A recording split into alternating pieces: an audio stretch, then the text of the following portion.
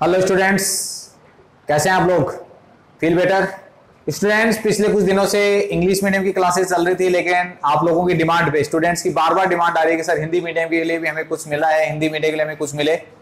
तो स्टूडेंट्स, मैं हिंदी मीडियम के लिए आज स्टार्ट कर रहा हूं आप लोगों के साथ पहले चैप्टर से, ठोस अवस्था। केमिस्ट्री का अपना इनऑर्गेनिक केमिस्ट्री का फर्स्ट पार्ट ठोस अवस्था है। स्टार्ट करें हम। ठोस अवस्था होती क्या है? तो ठोस अवस्था पदार्थ की एक अवस्था है, सबको पता है। पदार्थ की एक अवस्था, पदार्थ की एक अवस्था जिसमें आकार और आयतन दोनों क्या होते हैं? निश्चित होंगे। आकार और आयतन निश्चित होने हैं। नंबर 2, अवयवी कणों के बीच में जो आकर्षण बल होता है, वो अवयवी कणों के बीच में जो आकर्षण बल होता है वो अधिकतम होता है या प्रबलतम होता है। ये अवयवी कणों का आकर्षण बल हो गया, अधिकतम या प्रबलतम। और अवयवी कणों के बीच में जो दूरी होती है वो दूरी क्या होती है? न्यूनतम होती है। ये कुछ एक बेसिक पॉइंट्स हैं। जितने भी ठोस होते हैं बाय नेचर क्या होते हैं? असंपीडित होते हैं। असंपीडित मतलब इनकंप्रेसिबल, मतलब जिनको दबाया नहीं जा सकता है, प्रेशराइज करके दाब लगाकर जिनकी शेप को, आकार को बदला नहीं जा सकता, संरचना को बदला नहीं जा सकता, वो क्या कहलाते हैं? असंपीडित कहलाते हैं। ये पदार्थ की जो अवस्थाएं होती हैं, 3 अवस्थाएं आप लोगों ने छोटी क्लासेस से पढ़ते आ रहे हो, ठोस अवस्था, द्रव अवस्था और गैस अवस्था। तीनों को हम किस प्रकार से विभेद करते हैं, तीनों में किस प्रकार से अंतर करते हैं, तो ये अंतर वाले वो पॉइंट है जो हम ठोस अवस्था के और द्रव अवस्था और गैस अवस्था के आधार पर देते हैं। पदार्थ का मतलब भी आप लोगों के लिए नया नहीं है। ये पदार्थ भी आप कई, जब से साइंस आपने पढ़ना शुरू किया तब से पदार्थ को आप सुनते आ रहे हो। हमारे चारों तरफ वो वस्तुएं जिनमें भार होता है और जो स्थान घेरती हैं, जिनमें भार होता है, जो स्थान घेरती हैं, वो क्या कहलाती हैं? पदार्थ कहलाती हैं। और इन पदार्थ की 3 अवस्थाओं में से हम आज डिस्कस करेंगे। हमारा पहला चैप्टर ठोस अवस्था, और इसके कुछ बेसिक पॉइंट्स मैंने आप लोगों को बता दिए हैं।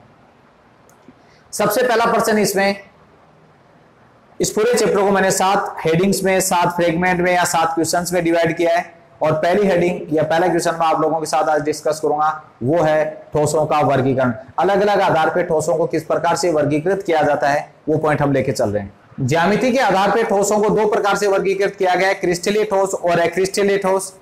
इनमें भी डिफरेंस के क्वेश्चन बनता है कि दोनों में अंतर पूछा जाता है, और अंतर जो हम बात करेंगे उन अंतर पे जो अंतर आपने लिखा है उस पर भी एक रीजनिंग क्वेश्चन कारण सहित वो कारण पूछा जाता है, रीजन पूछा जाता है, वाई करके वो प्रश्न बनता है, वो भी हम साथ साथ डिस्कस करेंगे। यहाँ पे क्रिस्टलीय और अक्रिस्टलीय ठोसों में अंतर की जब बात की जाती है तो इसमें पहला अंतर होता है, क्रिस्टलीय ठोसों की जो ज्यामिति होती है वो निश्चित ज्यामिति वाले ठोस होते हैं।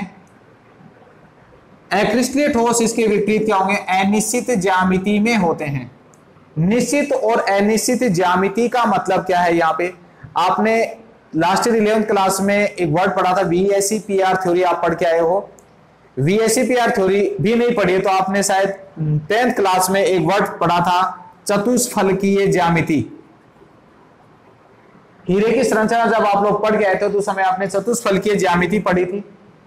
और ऐसे ही आपने बहुत सारी ज्यामिति आपने जैसे लास्ट ईयर पढ़ी, आपने जैसे अष्टफलकीय पढ़ी है, षटकोणीय संरचना पढ़ी है, त्रिकोणीय संरचनाएं पढ़ी हैं, त्रिकोणीय द्विपिरामिड संरचनाएं पढ़ी हैं, वर्ग पिरामिड संरचनाएं पढ़ी हैं। ये सब की सब क्या होती हैं? अवयवी कणों की एक निश्चित ज्यामिति होती है। और इस ज्यामिति में जैसे मैं एक एग्जांपल आपको चतुष्फलकीय का बताऊं, जिसको आपने हीरे में पढ़ा था, डायमंड के अंदर आपने पढ़ा था, और आपने पढ़ा था कि इसमें एक कार्बन एटम 4 अनदर कार्बन परमाणु से क्या रहता है? चतुष्फलकीय ज्यामिति में 109 डिग्री 28 मिनट के कोण पे क्या रहता है? व्यवस्थित रहता है। ये 109 डिग्री 28 मिनट का जो कोण है, इसमें 5 परमाणु आप देख रहे हो। क्या कोई भी डायमंड या हीरा जब हम लेते हैं क्या उसमें 5 ही कार्बन परमाणु होते हैं? नहीं, 5 से ज्यादा यदि कार्बन परमाणु, ये तो मिनिमम एक बेसिक मिनिएचर एक मॉडल के रूप में हमने बताया कि 5 कार्बन परमाणु एक दूसरे से चतुष्फलकीय ज्यामिति कैसे बनाते हैं। 5 से ज्यादा कण होते हैं, यदि इसमें मैं 50 कणों को रखूं तो भी इसकी ज्यामिति कैसे होगी? चतुष्फलकीय।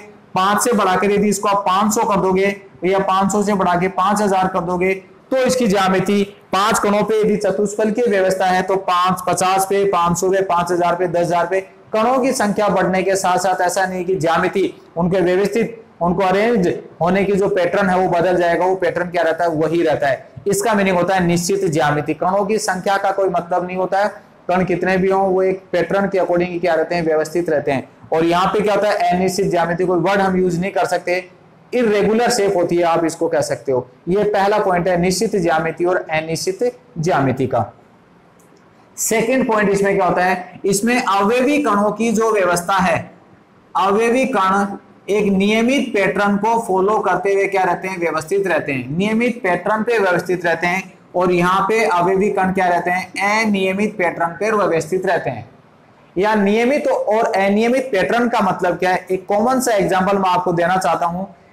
हम किसी प्रोग्राम वगैरह में जब शिरकत करते हैं, किसी प्रोग्राम में हम शामिल होते हैं, तो उस प्रोग्राम में जो कुर्सियां लगी रहती हैं टेंट के अंदर, उन कुर्सियों का एक पैटर्न होता है। पैटर्न मतलब जैसे सपोज कीजिए उस टेंट के अंदर, वहां जहां प्रोग्राम या जो हॉल है, उस हॉल के अंदर हम ये मान के चलें कि 1000 कुर्सियां लगी हुई हैं। 1000 कुर्सियों के लिए हमने वहां पे 50 रो बनी हुई, कुर्सियों की पंक्तियां बनी हुई हैं, 1000 कुर्सियों की कुछ पंक्तियां बनी हुई है, 50 या 100 पंक्तियों में रखी हुई हैं। आप बता सकते हो पहली पंक्ति में जितनी कुर्सियां होती हैं, सेकंड, थर्ड, फोर्थ, जितनी शुरू से लेकर लास्ट तक जितनी पंक्तियां, लाइनें हम कुर्सियों की बनाएंगे, हर लाइन में कुर्सियों की संख्या निश्चित होगी। उन कुर्सियों के बीच का जो गैप होता है वो निश्चित होता है, लाइनों के बीच का जो गैप होता है वो निश्चित होता है। यानी हम कह सकते हैं कि उनमें हमें क्या दिखता है, नियमितता, एक रूपता उन कुर्सियों की व्यवस्था में दिख रही होती है। ये कुर्सियों को जो अरेंज किया हमने, और इन्हीं अरेंज करने में जो एक रूपता, जो यूनिफॉर्मिलिटी जिसको आप कह सकते हो, जो नियमितता दिख रही है, उसका मतलब होता है नियमित पैटर्न। इसी प्रकार ठोस है कितने ही कणों से मिलकर बना होता है, उसका जो पैटर्न टॉप टू बॉटम, शुरू से लेकर लास्ट तक उनका जो अरेंज होने का जो क्रम होता है, वो निश्चित क्रम उसमें हमें मिलेगा। यहां पे था अनियमितता। अनियमित पैटर्न का मतलब वही प्रोग्राम, वही होल जिसमें भी आप गए हो, एंट्रेंस किए हो प्रोग्राम शुरू होने से पहले, तो आपकी वहां की आपको व्यवस्थाएं देखे बड़ा अच्छा फील हो रहा है कि कुर्सियां बहुत अच्छे से व्यवस्थित है वहां पे। लेकिन उसी प्रोग्राम को हम लगभग ओवर होने के बाद, प्रोग्राम पूरा होने के बाद, उन कुर्सियों की व्यवस्था आप देखोगे तो सभी कुर्सियां क्या होती हैं, अव्यवस्थित होती हैं। किस रो में कितनी कुर्सियां, कोई फिक्स नहीं है, कुर्सियों के बीच का गैप फिक्स नहीं है, कोई वहां पे पैटर्न हमें नहीं मिलता। तो ये क्या कहलाता है, अनियमित पैटर्न कहलाता है। इसमें ठोस में कण ऐसे ही व्यवस्थित रहते हैं और इसमें किसी न किसी पैटर्न को फॉलो करते हुए क्या रहते हैं, व्यवस्थित रहते हैं। तीसरा जो डिफरेंस होता है इसमें, अवयवी कण क्या होते हैं, दीर्घ परासी व्यवस्था पे क्या रहते हैं, व्यवस्थित रहते हैं, दीर्घ परासी व्यवस्था। और यहाँ पे क्या रहते हैं, लघु परासी व्यवस्था पे रहते हैं। शॉर्ट ऑर्डर और लॉन्ग ऑर्डर वाला कंडीशन है ये, दीर्घ परासी और लघु परासी। इस दीर्घ परासी और लघु परासी को भी आप उसी टेंट में जो कुर्सियां अरेंज हैं या जो हॉल में कुर्सियां अरेंज है उसे आप समझ सकते हो। दीर्घ परासी, सपोज उस हॉल में 1000 कुर्सियां लगी हुई थी, मैंने बताया 100 लाइनें उसके अंदर हैं, तो हर लाइन में पहली लाइन से लेके अंतिम लाइन तक हमें क्या मिलेगा, एक रूपता मिलती है। कुर्सियों की जो व्यवस्था है उसमें एक रूपता दिखती है। ये एक रूपता क्या कहलाई, दीर्घ परासी, मतलब लंबे समय तक उसका ऑर्डर क्या नहीं हो, बदला नहीं। पहली लाइन से लेकर अंतिम लाइन तक हमें एक ही व्यवस्था मिलेगी। इसको नियमित पैटर्न भी बोलते हैं और इसी चीज को आप दीर्घ परासी भी कहते हो। और इसी चीज को प्रोग्राम ओवर होने के बाद जब हम कुर्सियों को देखा तो वहां पे कोई व्यवस्था हमें नजर नहीं आ रही है, ना कुर्सियों के क्रम में कोई व्यवस्था है, ना कुर्सियों के फेस में कोई व्यवस्था है, ना कुर्सियों की संख्या में कोई व्यवस्था है। तो ये क्या होती है, लघु परासी व्यवस्था होती है।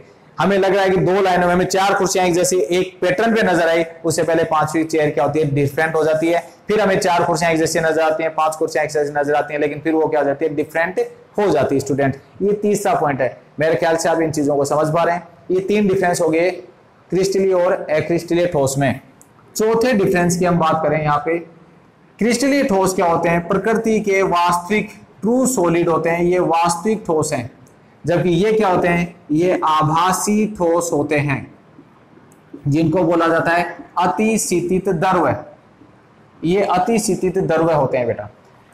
वास्तविक और आभासी का मतलब क्या था, प्रकृति में ठोस के लिए जो क्राइटेरिया बनाया हमने, ठोस अवस्था के लिए जो भी कंडीशंस लिखी थी, आयतन, आकार, अवयवी कणों के बीच का दूरी, आकर्षण बल, जो ये जो व्यवस्था बनाई गई, वो व्यवस्था के लिए मैक्सिमम उन परिस्थितियों को, उन नियमों का पालन कौन करते हैं, क्रिस्टलीय ठोस करते हैं। इसलिए वो क्या कहलाते हैं, वास्तविक ठोस कहलाते हैं। एक चीज और बोलना चाहूंगा स्टूडेंट्स में यहाँ पे आपको, एक्चुअल में कोई भी स्थिति आइडियल, आदर्श नहीं होती है। हमने ठोस के लिए क्राइटेरिया, एक कंडीशन तो डिसाइड कर ली कि ये ठोस इस चीज को फॉलो करेंगे, वो ठोस होते हैं। लेकिन प्रकृति में कोई भी ठोस आदर्श ठोस नहीं है, प्रकृति में कोई भी द्रव्य आदर्श द्रव्य नहीं है, प्रकृति में कोई भी गैस आदर्श नहीं है। यानी आदर्श स्थितियां जिसके लिए भी बात की जाती है वो आदर्श स्थितियां क्या होती हैं, काल्पनिक होती हैं, उनके बारे में सोचा जाता है, लेकिन वास्तव में वो स्थितियां एग्जिस्ट मतलब अस्तित्व में नहीं होती हैं। तो फिर भी हम ये मान के चलें कि वो आदर्श ठोस कोई नहीं होता है, लेकिन फिर भी उस आदर्श स्थिति के मैक्सिमम अधिकतम 5 स्थिति को फॉलो करने वाले, उनको पालन करने वाले जो ठोस होते हैं वो क्या होते हैं, वास्तविक ठोस होते हैं। और यहाँ पे क्या होते हैं, ये आभासी ठोस, ये ठोस होने का आभास देते हैं, लेकिन वास्तव में ये ठोस नहीं होते हैं। तो क्या है ये वास्तव में प्रकृति में ये द्रव्य के रूप में थे, इनको बहुत अधिक मात्रा में ठंडा करके सुपर कूल्ड लिक्विड, एग्जाम्पल आपको मैं बता देता हूं। यहाँ पे हमने हमारे घरों में खिड़कियों में लगे हुए जो कांच देखा, जो ग्लास हमने देखा है, वो ग्लास एक द्रव्य होता है। आपने पढ़ा होगा कि प्रकृति में अधिकतम सैनता या अधिकतम विस्कासिता वाला पदार्थ कौन सा है। तो विस्कासिता या सैनता जब वर्ड आता है तो विस्कासिता या सैनता के लिए आपको ध्यान होगा हम किसका एग्जाम्पल देते हैं, कांच का एग्जाम्पल हम देते हैं। तो सबसे अधिक विस्कासिता वाला, सबसे धीमा बहने वाला द्रव्य कौन सा है, सबसे धीमा बहने वाला द्रव्य कांच या ग्लास होता है। लेकिन आप प्रोफेसर कांच या ग्लास द्रव्य कैसे, वो तो हमने हमेशा ठोस अवस्था में ही देखा है। हाँ स्टूडेंट्स, आपने उसको देखा ठोस अवस्था में, लेकिन वो बाय नेचर प्रकृति में क्या होता है, द्रव होता है, उसको बहुत ज्यादा ठंडा करके हमने उसको ठोस अवस्था के रूप में रखा है। तो वो ठोस नहीं है, वो द्रव था, क्योंकि द्रव की प्रकृति रखता है यार वो। और जो द्रव्य की प्रकृति रखता है लेकिन व्यवहार किसकी तरह कर रहा है, ठोस की तरह दिख रहा है वो, इसलिए वो क्या कहते हैं, आभासी ठोस होते हैं। प्लास्टिक, हमारे घरों में जो कुर्सियां वगैरह हम देखते हैं, प्लास्टिक चेयर वगैरह, वो भी क्या होती हैं, बाय नेचर प्रकृति के हिसाब से वो द्रव्य थी, लेकिन उनको ठंडा करके हमने उनको ठोस के रूप में रखा हुआ है। तो ये आभासी ठोस होते हैं ये। उसके बाद नेक्स्ट अंतर है इसमें हमारे पास, ये जो क्रिस्टलीय ठोस होते हैं, इनका जो गलनांक होता है वो गलनांक निश्चित होता है, निश्चित गलनांक होता है। और ये क्या होते हैं, अनिश्चित गलनांक वाले पदार्थ हैं, अनिश्चित गलनांक होता है इनका। निश्चित गलनांक और अनिश्चित गलनांक का मतलब क्या है, जब भी किसी क्रिस्टलीय ठोस को गर्म किया जाता है तो वो ठोस से जब द्रव अवस्था में आएगा, ठोस से द्रव अवस्था में जब वो आता है तो दो चीजें साथ साथ होती हैं। मैं एक एग्जांपल लेके बताना चाह रहा हूं, जैसे आइस है, बर्फ है, आइस का मेल्टिंग पॉइंट या गलनांक हमें पता है कितना होता है, 0 डिग्री सेल्सियस होता है। आइस को जब हम गर्म करना चाहते हैं, मान लीजिए आइस का टेम्परेचर यहाँ पे -10 डिग्री सेल्सियस है, हम इसको लगातार क्या करना चाह रहे हैं, गर्म करना चाह रहे हैं, तो इसका टेम्परेचर गर्म करने के साथ साथ क्या होगा, बढ़ेगा। क्या बढ़ेगा, -10 से कितना जाएगा, -9 आएगा, -8 आएगा। यानी यहाँ जो आपने थर्मामीटर लगा रखा है, उस थर्मामीटर के अंदर आप देख रहे हो कि टेम्परेचर हमें शो हो रहा है। ये जो थर्मामीटर लगा रखा है, उस थर्मामीटर में टेम्परेचर बढ़ता हुआ दिख रहा है आपको। ऐसे करते करते पूरी आइस का टेम्परेचर कितना हो गया, 0 डिग्री सेल्सियस आ गया। 0 डिग्री पे आके क्या हुआ, ये स्थिर हो जाता है। अब हम लगातार इसको गर्म करते जा रहे हैं, लेकिन लगातार गर्म करते जा रहे हैं, लेकिन तापमान में कोई परिवर्तन नहीं हो रहा है। अब क्या हुआ, आइस क्या होती है, गलना शुरू हो जाती है, मेल्ट होना स्टार्ट हो जाती है। तो आइस पिघलनी तो शुरू हो गई। अब पहले केस में क्या हो रहा था, केवल तापमान बढ़ रहा था, -10 से -9 -8 ऐसे करके 0 पे जा रहा था, लेकिन क्या नहीं हो रहा था, पिघलना शुरू नहीं हुआ था, केवल ताप बढ़ रहा था, पिघलना शुरू नहीं हुआ। लेकिन जैसे 0 डिग्री पे आ गए तो 0 डिग्री पे आते क्या होता है, बर्फ पिघलना शुरू हो जाती है, लेकिन अब ताप स्थिर हो गया।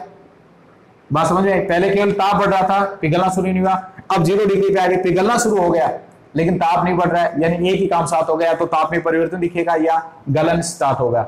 यहाँ पे गलन शुरू हो गया, लेकिन ताप नहीं बढ़ रहा। ये ताप कब तक नहीं बढ़ेगा, आप लगातार इसको गर्म किए जा रहे हो, लेकिन ताप बढ़ नहीं रहा है। तो ये ताप कब तक नहीं बढ़ेगा, जब तक पूरी बर्फ, पूरी आइस पिघल नहीं जाएगी, तब तक ये तापमान में कोई परिवर्तन नहीं होगा। और जैसे ही क्या होता है, ये तापमान में परिवर्तन आएगा, जैसे क्या होगा, तापमान में परिवर्तन आया, तापमान में परिवर्तन आने के साथ क्या हुआ, जैसे पूरी बर्फ पिघल गई, पूरा पानी बन गया, ये पानी का तापमान भी 0 हो गया। उसके बाद इसमें से धीरे धीरे क्या होता है, इंक्रीमेंट शुरू होता है, 0 से 1 2 3। तो ये क्या होता है, गलनांक निश्चित होता है। और यहां हमने क्या लिखा है, अनिश्चित गलनांक लिखा है इसमें, ठीक है। यानी यहाँ पे क्या होता है, निश्चित गलनांक मतलब कि एक ही काम होता है, या तो तापमान बढ़ेगा या गलन होगा, दोनों प्रक्रियाएं साथ साथ नहीं चलेंगी। लेकिन अनिश्चित गलनांक का मतलब क्या होता है, आप गर्म करोगे किसी ठोस को तो तापमान भी बढ़ता हुआ दिखेगा और साथ साथ में गलन भी होता रहेगा। तो दो चीजें साथ साथ होती हैं, गलन साथ साथ होता है और गलन साथ साथ होता है और तापमान में परिवर्तन साथ साथ से होता है। ये निश्चित और अनिश्चित गलनांक का मतलब है।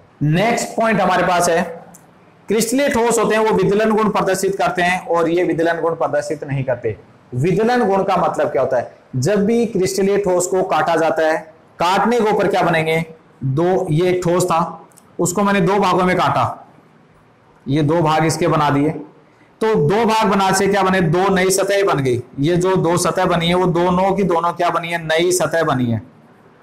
ये जो दोनों नई सतह बनेंगी, ये दोनों सतहें क्या होती हैं? समान होती हैं। इनमें समरूपता होती है, समानता होती है। किस बात की समानता? लंबाई की नहीं, चौड़ाई की नहीं, ऊंचाई की समानता नहीं। किस बात की समानता? यहां जो अवयवी कण होते हैं, इन दोनों सतहों पे जो अवयवी कण होते हैं, उन अवयवी कणों की व्यवस्था में क्या होती है? समानता होती है। तो यहां आप लिख सकते हो विदलन का मतलब काटने पे ठोस के दो बराबर भाग बने। भाग लंबाई से नहीं, चौड़ाई से नहीं, ऊंचाई से नहीं, भाग की जो दो नई सतह बनेंगी उन पे अवयवी कणों की व्यवस्था क्या रहती है? स्थिर रहती है, एक जैसी रहती है, समरूपता रहती है, एक रूपता दिखती है, इसलिए बोलते हैं विदलन गुण प्रदर्शित करते हैं। मतलब दो स्मूथ सतह बनती हैं और इसमें क्या बनेंगी? स्मूथ सतह नहीं बनती, दो रफ सतह है इसमें बनती हैं। ठीक है, तिकोने, जैसे आप कांच को तोड़ो, प्लास्टिक को तोड़ो या काटो, तो उसमें दोनों में क्या होता है? जो दो नई सतह बनेंगी उसमें इन दोनों नई सतहों पे क्या होता है? अवयवी कणों की जो व्यवस्था होती है वो क्या होती है? डिफरेंट डिफरेंट होती है, अलग अलग होती है। अंतिम इसमें क्या है? ये क्या करते हैं? विषम देशिकता प्रदर्शित करते हैं। और ये क्या करेंगे? समदेशिकता प्रदर्शित करते हैं। विषम देशिकता और समदेशिकता प्रदर्शित करना, इस पे अलग से भी प्रश्न पूछा गया है कि विषम देशिकता को परिभाषित कीजिए या समदेशिकता को परिभाषित कीजिए। विषम देशिकता और समदेशिकता एक्चुअल में होती क्या है? विषम देशिकता और समदेशिकता, जब किसी ठोस में, कौन सा ठोस? क्रिस्टलीय ठोस में विभिन्न भौतिक गुणों का मापन, विभिन्न भौतिक गुणों में जैसे घनत्व हो गया, चालकता हो गई या अपवर्तनांक हो गया, ऐसे विभिन्न भौतिक गुणों का मापन कहां किया जाए? अलग अलग विभिन्न भौतिक गुणों का मापन कहां किया जाए? अलग अलग दिशाओं के सापेक्ष किया जाए और अलग अलग दिशाओं के सापेक्ष मान करने पर इनका मान क्या है? अलग अलग आए, तो वो क्या कहलाती है? विषम देशिकता कहलाती है। और उनका मान क्या आ जाए? समान आ जाए, तो वो क्या कहलाती है? समदेशिकता कहलाती है। फिर बोल रहा हूं इस चीज को, विषम देशिकता का मतलब होता है जब विभिन्न भौतिक गुणों जैसे घनत्व, चालकता और अपवर्तनांक का मापन विभिन्न दिशाओं के सापेक्ष करने पर उनका मान अलग अलग आए, वो तो क्या कहलाता है? विषम देशिकता। और विभिन्न भौतिक गुणों का मापन अलग अलग दिशाओं के सापेक्ष करने पर मान क्या आए? समान आए, वो क्या कहलाता है? समदेशिकता कहलाती है। इसका कारण हम समझ सकते हैं क्योंकि इसमें अवयवी कणों की जो व्यवस्था होती है क्रिस्टलीय ठोसों में, वो अवयवी कणों की व्यवस्था एक नियमित पैटर्न पे होती है।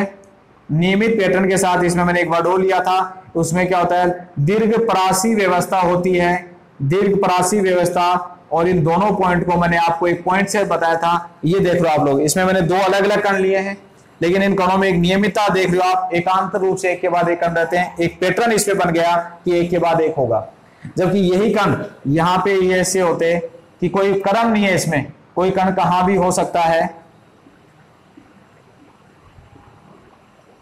इस तरीके का जो पैटर्न होता है जिसमें कोई क्रम नहीं डिसाइड निश्चित हो रहा है, कोई कण कहीं पे भी हो सकता है, तो ये क्या कहलाता है? ये एन, इसको क्या बोलते हैं? इसको बोलते हैं अनियमित या लघुपरासी व्यवस्था।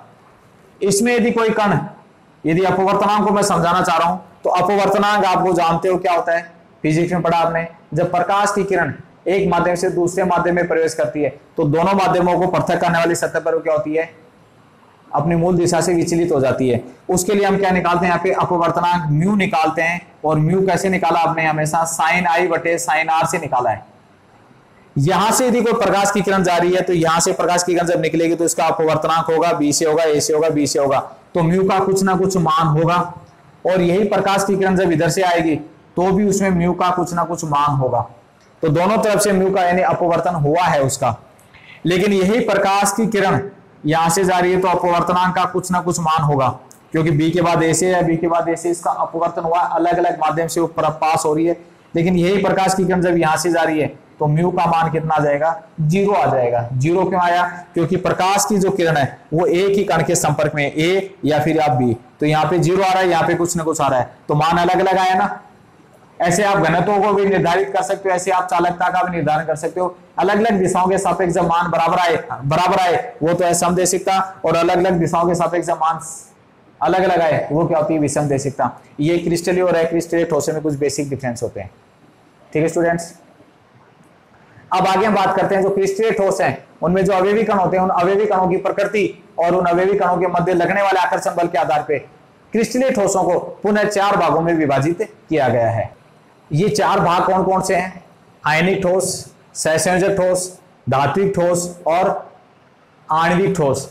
नाम से पता चल रहा है इसमें अवयवी कण क्या होंगे, विपरीत आवेशित आयन। जो विपरीत आवेशित आयन नो से बने होते हैं, विपरीत आवेशित आयनों का मतलब जो धनायन और ऋणायन से मिलकर बनेंगे। धनायन और ऋणायन कैसे बनते हैं, इलेक्ट्रॉन के आदान प्रदान से या इलेक्ट्रॉन के विनिमय से बनेंगे। तो जो इलेक्ट्रॉन के आदान प्रदान से बने वो ठोस क्या कहलाएंगे, आयनिक ठोस कहलाते हैं।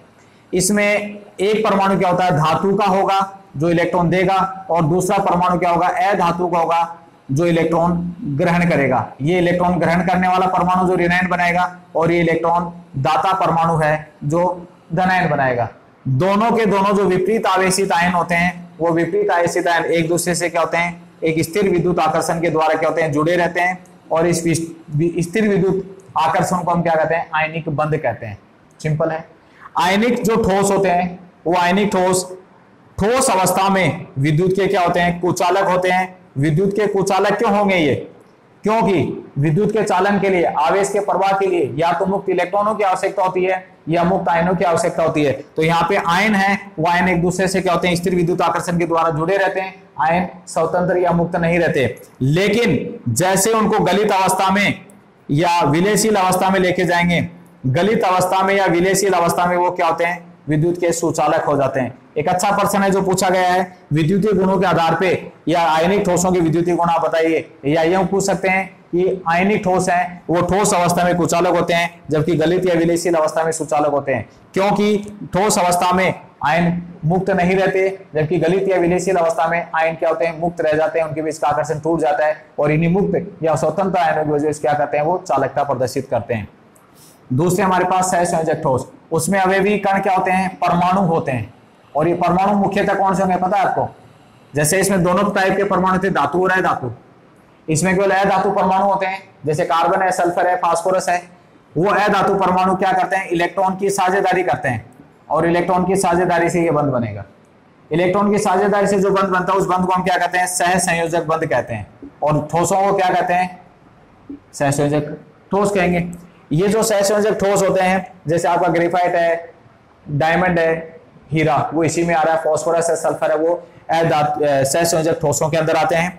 ये सहसंयोजक यानी आप इसमें हमें केवल अधातु मिल रहा है, इसलिए हम इनको क्या कह सकते हैं, अधात्विक ठोस भी कह सकते हैं। सहसंयोजक ठोसों को अधात्विक ठोस भी कह सकते हैं। सहसंयोजक अणु हमेशा क्या होते हैं, बड़े होते हैं, इसलिए इनके साथ एक वर्ड और आता है, इनको नेटवर्क ठोस भी कहते हैं, जेंट अणु भी कहते हैं, इनको नेटवर्क ठोस भी कहते हैं। सहसंयोजक अणु ये क्या होते हैं, गलित और ठोस और गलित अवस्था में दोनों में क्या होते हैं, विद्युत के कुचालक होते हैं। क्यों होते हैं विद्युत के कुचालक, क्योंकि इसमें पहले भी फ्री आयन या फ्री इलेक्ट्रॉन नहीं था, और विलेयशील अवस्था में भी मुक्त इलेक्ट्रॉन या मुक्त आयन नहीं होते हैं। लेकिन इसमें एक अपवाद आपको याद रखना है ग्रेफाइट का। ये आपने 10th क्लास में पढ़ा है कि ग्रेफाइट एक सहसंयोजक ठोस होते हुए भी क्या करता है, चालकता प्रदर्शित करता है, क्योंकि उसके पास कार्बन की 4 इलेक्ट्रॉन में से एक इलेक्ट्रॉन बंध बनाने में भाग नहीं लेता है। ये सहसंयोजक ठोस हो गए।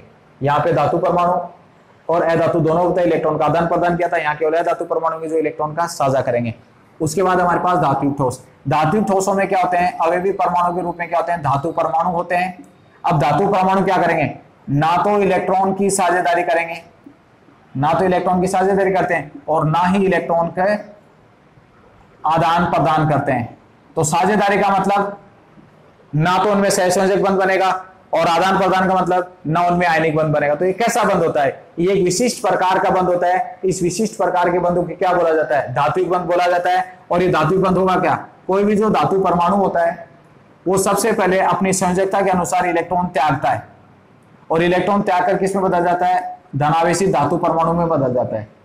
तो ये इलेक्ट्रॉन त्यागे गए इलेक्ट्रॉन है, यदि आयनिक बंध बनना होता तो एक त्यागे गए इलेक्ट्रॉन कौन ग्रहण कर लेता है, अधातु ग्रहण कर लेता है। लेकिन यहाँ पे तो धातु होना नहीं है, केवल और केवल धातु परमाणु है ना, जैसे लोहे की छड़ है, तांबे की छड़ है, सोने का छड़ है, उन सब के अंदर क्या होता है, धातु ही होना है, कोई दूसरा अवयवी परमाणु नहीं होना है। तो धातु अपनी ऑक्सीकरण अवस्था के अनुसार, क्योंकि धातु की प्रकृति क्या होती है, इलेक्ट्रॉन त्यागना होता है, तो अपनी ऑक्सीकरण अवस्था के अनुसार क्या करेगा, इलेक्ट्रॉन त्यागेगा, और इन त्यागे गए इलेक्ट्रॉनों को कौन ग्रहण करेगा, कोई ग्रहण नहीं करेगा। तो ऐसे क्या बन जाते हैं, फ्री इलेक्ट्रॉन का क्या बन जाता है, मुक्त इलेक्ट्रॉनों का एक समुद्र बन जाता है, और इस मुक्त इलेक्ट्रॉनों के समुद्र में कौन फंस जाएगा, ये जो धातु परमाणु होते हैं वो इस मुक्त इलेक्ट्रॉनों के समुद्र में फंस जाते हैं।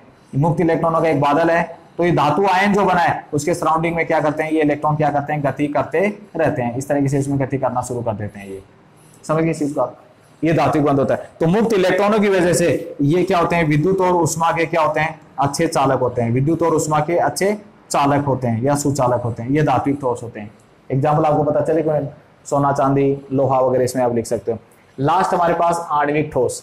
आणविक ठोस क्या होते हैं, जिनमें अवयवी कण क्या होते हैं, अणु होते हैं। नाम से पता चला, देखो यहाँ धातु परमाणु है, यहाँ पे अधातु परमाणु, यहाँ पे विपरीत आवेशित आयन, और इसमें अणु होते हैं। अब अणु भी हमने 3 प्रकार के पढ़े हैं। वो 3 प्रकार के अणु कौन कौन से पढ़े हमने, ध्रुवीय अणु पढ़े, अध्रुवीय अणु पढ़े, और हाइड्रोजन बंध वाले हाइड्रोजन अणु पढ़े। अध्रुवीय, ध्रुवीय और हाइड्रोजन बंध से बंधित अध्रुवीय अणु कौन से होते हैं, होते तो बेटा ये सहसंयोजक अणु है, जिनमें ए और ए के बीच में क्या होता है, साझेदारी होती है। तो ये जो साजित इलेक्ट्रॉन युग्म होता है वो दोनों परमाणु से क्या रहता है, बराबर दूरी पे रहता है। साजित इलेक्ट्रॉन युग्म दोनों परमाणु से बराबर दूरी पे, तो बराबर दूरी पे होगा तो ये क्या होता है, अध्रुवीय अणु कहलाता है। और अध्रुवीय अणु आपस में किससे जुड़े रहते हैं, दुर्बल वान डेर वाल्स बंध से जुड़े रहते हैं। सहसंयोजक था लेकिन कोई आवेश नहीं आया इसमें। अध्रुवीय क्या होगा, साझेदारी तो होगी, लेकिन साझेदारी दो भिन्न भिन्न परमाणु के बीच में होती है, ए और बी के बीच में। भिन्न भिन्न परमाणु के बीच में जब साझेदारी होती है तो ये जो साजित इलेक्ट्रॉन युग्म होता है वो किसी एक परमाणु के पास चला जाता है, बी के पास होगा, उसकी वजह से उस पर आंशिक ऋणावेश आएगा, और इसकी वजह क्या होगा, आंशिक धनावेश आता है। तो आंशिक ऋणावेश सहसंयोजक था, सहसंयोजक है, कोई आवेश नहीं आया, आवेश आ गया, आंशिक धनावेश और आंशिक ऋणावेश का आना। तो ये किससे जुड़े रहते हैं, ये किससे जुड़ेंगे, ये द्विध्रुव आकर्षण से जुड़े रहते हैं। तो आकर्षण के आधार पे इसमें वान डेर वाल्स फोर्स था, और इसमें क्या था, द्विध्रुव आकर्षण है। लास्ट हमारे पास हाइड्रोजन बंध से बंधित। यदि हाइड्रोजन परमाणु जुड़ा रहता है ऑक्सीजन से, नाइट्रोजन से या फ्लोरीन से, ऐसे जो परमाणु होते हैं जिसमें ऑक्सीजन, नाइट्रोजन और फ्लोरीन जो अधिकतम विद्युत ऋणी परमाणु होते हैं, इन अधिकतम विद्युत ऋणी परमाणु जब हाइड्रोजन से जुड़े हुए हैं तो उनके बीच में एक अतिरिक्त आकर्षण बनता है, जिसको हम क्या बोलते हैं, हाइड्रोजन बंध बोलते हैं। और हाइड्रोजन बंध की जो प्रबलता होती है वो द्विध्रुव है और वान डेर वाल्स दोनों से बहुत ज्यादा होती है। तो इन तीनों को जब कंपैरिजन किया जाएगा तो इसका गलनांक और क्वोथनांक हमेशा इन दोनों से में क्या मिलेगा, ज्यादा मिलता है। तो स्टूडेंट्स ये थी आज की पहली क्लास ठोस अवस्था हिंदी मीडियम स्टूडेंट्स के लिए। प्लीज आप लोग इसको देखिए, और कोई भी डाउट्स हो तो कमेंट सेक्शन में आइए, या फिर मेरे पर्सनल व्हाट्सएप नंबर पे आप मुझे मैसेज करके क्वेश्चन आंसर कर सकते हैं। Okay students, thank you, good luck.